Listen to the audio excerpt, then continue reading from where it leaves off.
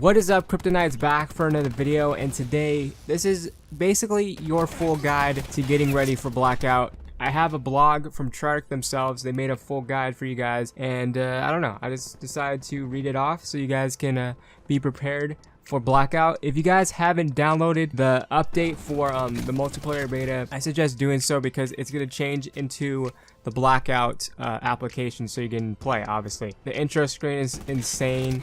Like it's so cool. You guys got to check it out. Definitely download that and check out the little intro that they have for Blackout. Kind of brings back a lot of memories and stuff of Black Ops 1. But here is the full guide to Blackout so you guys can be prepared and all that. I'm excited. Definitely smash that like button if you are too. And let's get started on this one. So what they start off with, the Blackout beta. It's time. For PlayStation 4 players, it all kicks off on Monday, September 10th at 10 a.m. PST. The action opens up for Xbox One and PC a few days later on September 14th. And then it goes wide to all players on PC on September 15th. The beta ends for everyone on Monday, September 17th at 10 a.m. PST. So we get the whole thing for a whole week, guys. At least the PlayStation 4 players, because of the exclusivity. I know it sucks, but no matter what you're dropping in, you're going to need to know what to do when you get there. And that's where we come in. In advance of the Blackout beta, we figured that it would be worth giving you a primer on what Blackout is all about, giving you insight into how you can increase your chances of being the last man standing. Besides, if you get the most out of your Blackout experience, it will only fine-tune the feedback that you have to offer, and that's going to make for a better experience for everyone, which is why we're all here in the first place. Blackout is a Black Ops universe brought to life in a battle royale mode, set in the biggest Call of Duty map ever made. It's also just the start. We're going to support this game for a long haul, and we intend to evolve Blackout over time. We plan on doing that with you, and the process starts on Monday.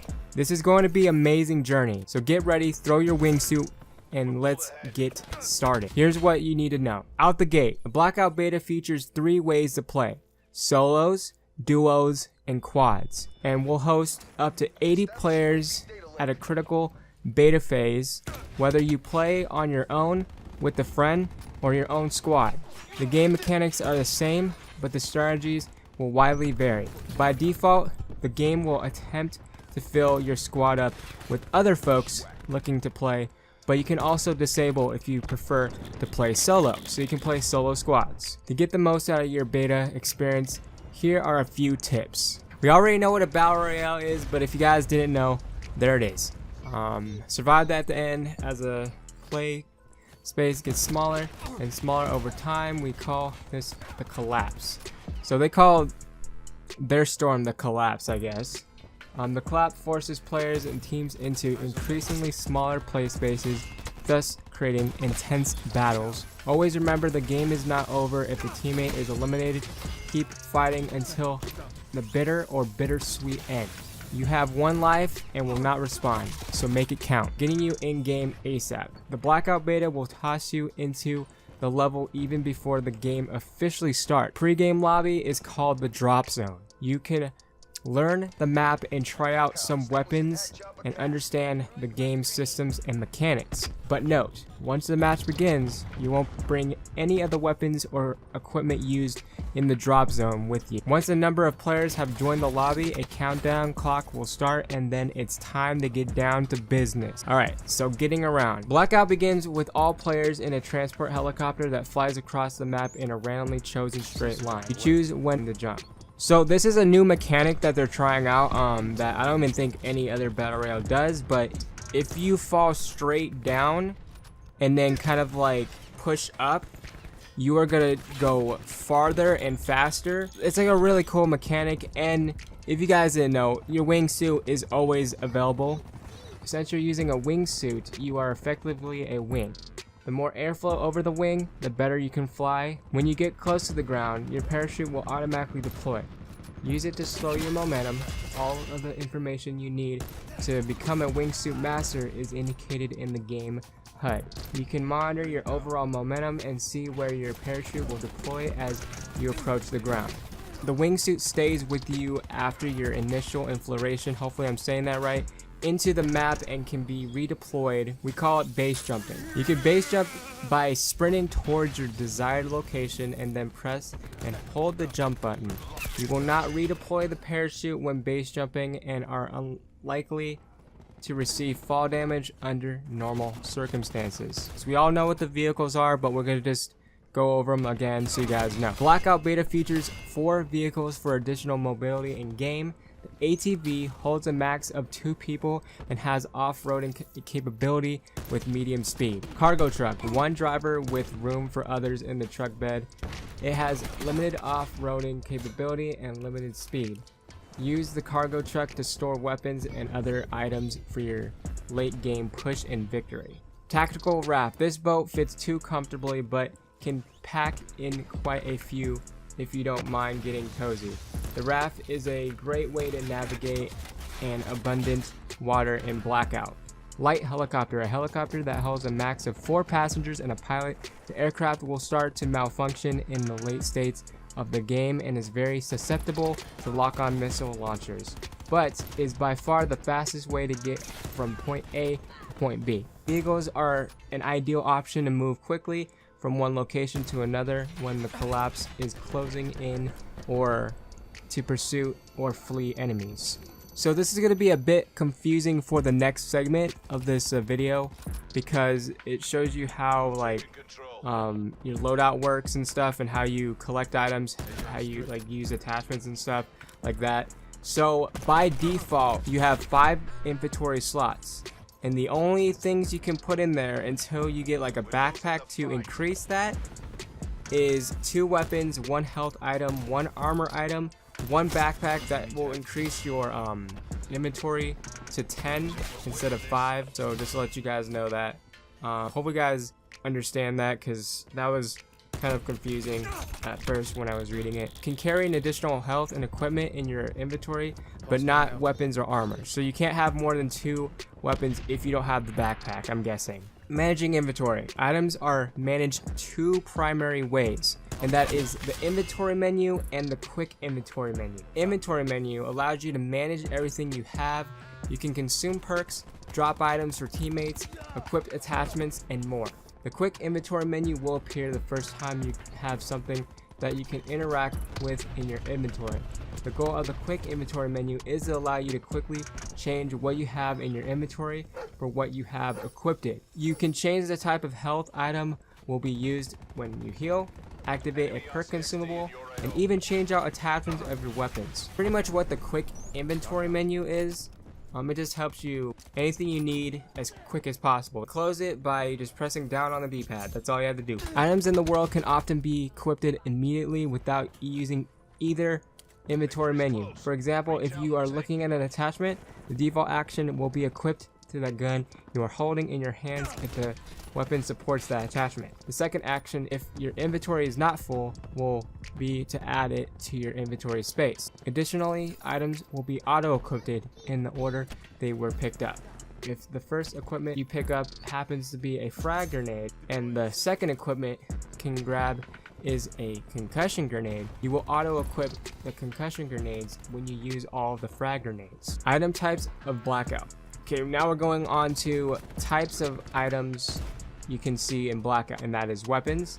In Blackout, weapons are found in various locations across the map. Pistols, submachine guns, assault rifles, shotguns, tactical and sniper rifles, and as well as a rare rocket launcher are available. You can carry a max of 2 weapons at a time. You may even find a rare weapon that comes with the best attachments for that weapon already equipped. You can field strip it if you like, or even share it with a teammate. Attachments. How many and what type of attachments are available depending on that weapon. Some attachments only work with certain weapons, and not every weapon supports all attachments. For example, SMGs do not support long-range scopes. While attachments equipped to a weapon do not take up a slot in your inventory, unequipped attachments will. Ammo. Every weapon has an ammo type associated with it. You can keep track in your inventory menu display. Ammo does not consume inventory space, but there's a limit on how much ammo of each type you can carry. Ammo is found in the world like all other game items. Weapons and the ammo they use play a big role in how far and how fast the bullet will travel. Watch the tracers that come in the most ammo types to learn how to compensate for ballistics over long ranges. You may have to slightly lead a moving target and will often have to aim higher. Although still very much in work in progress for the beta and not final, the scopes and the optics within them can help you compensate. Armor. In Blackout, you can carry and equip one piece of armor at a time. 3 levels of armor can be found in the world. Each offer increased protection, but is also harder to find. Wearing armor allows you to take and calculate risks. However, if you are going up against another armored opponent, proceed wisely, as it can take more than the usual number of shots to down them. A backpack. If you find a backpack, you can expand how much you can carry from the default of 5 to a maximum of 10 items at a time, like I was saying in the beginning. Backpack is the first storage item type, but it certainly won't be the last. Okay. Alright, so we're gonna have a lot more storage items, but not in the beta, I'm guessing. Equipment. To round your loadout, you can use equipment, tactical or lethal grenades, or common equipment like trophy systems. Specialist-based equipment and items, while much harder to find in general, are also available in Black. Equipment such as razor wire, mesh mines, and the sensor darts do not acquire a specific character to equip and use. You can set up the ultimate trap for the opposition and give yourself excellent situational awareness. So just like multiplayer in Black Ops 4, you start off with 150 health. There are 3 kits that you can pick up to restore health, and I think the third one you will really like. I think it's going to be the best one too. The first aid restores small amounts of health very quickly. This is the most common, and you can stack 5 of them in one inventory slot. A med kit restores a bit more health, but does it a bit more slowly. I wonder if you can stack this. It doesn't say, but this one is new.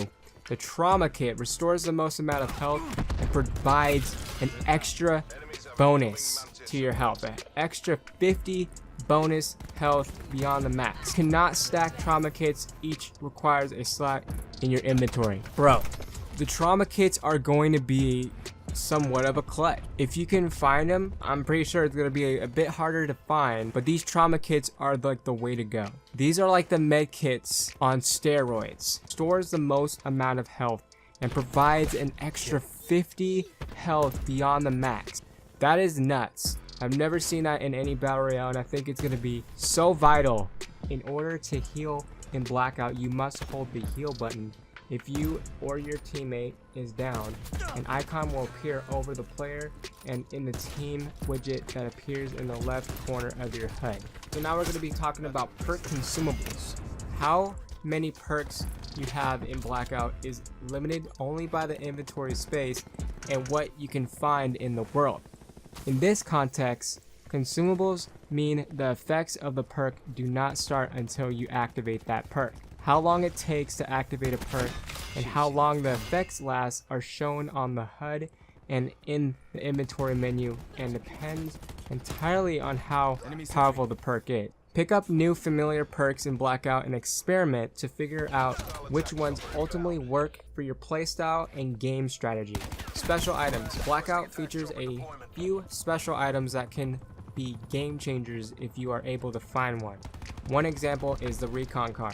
The recon car looks very similar to the RCXD, but with one major difference: it doesn't explode. The recon car acts as portable intelligence, so you can scope out a location before moving in or find the hiding spots of your opponents before you rush and attack. The recon car does not explode and can travel a limited distance while maintaining visibility. But if you find one, pick it up and use it to gather some locational intelligence on the opposition. Some multiplayer specialist equipment and weapons are also available in Blackout. Try out the grapple gun, the sensor dart, and the mesh mines, to name a few. In Blackout, any character can use any item. Supply drops and stashes, although not the only place, the best place to find a rare and special item are supply drops and supply stashes. Supply stashes are hidden crates that can be found in multiple locations, and supply drops are just air crates. Be aware that when interacting with a supply drop or supply stash, you are vulnerable to attacks and most likely exposed. Have teammates cover you while you scavenge for supplies, or make sure you clear an area before you collect. Zombies. Never forget the zombies. Zombies spawn at the locations marked with the light from the mystery supply stash. Zombies and mystery box stashes are likely to contain uniquely zombie items like a ray gun or a symbol monkey. Alright, now we're going to be talking about the map. Long-time multiplayer fans looking to drop somewhere familiar may want to check out Estates. Estates includes fully playable and expandable versions of Stronghold and Raid. We all know what Stronghold is, Black Ops 3, and then Raid is Black Ops 2. Maybe you would prefer to go to firing range, where you might be able to squeeze in a little practice session once you clear the place out. For Zombies fans, the lighthouse, the boxing ring inside the river town, and asylum with its nearby graveyard will prove tempting. Don't forget the zombies. Nuketown Island is a fun place to explore for fans of both multiplayer and zombies, offering a little something for both, and something entirely new as well. And then Construction Site and others offer entirely new experiences to master. So I can't wait for this. It's coming out in a few days. Hopefully you guys are all caught up for Blackout and ready to play stuff and dominate. So if you guys have any type of feedback you want to share with them, definitely check out their Twitters and stuff. I'll leave this article down below so you guys can, like, you know, glance over it, so you guys can be well prepared for when Blackout launches. And if you haven't already, I'm pretty sure I already mentioned this in the beginning, definitely download or update that app so you can, you know, be ready for Blackout and stuff. So I hope you guys enjoyed this video. Definitely subscribe for more like this. If you did like this video, smash that like button, and I'll see you guys in the next video. I'm Goons. Deuces up.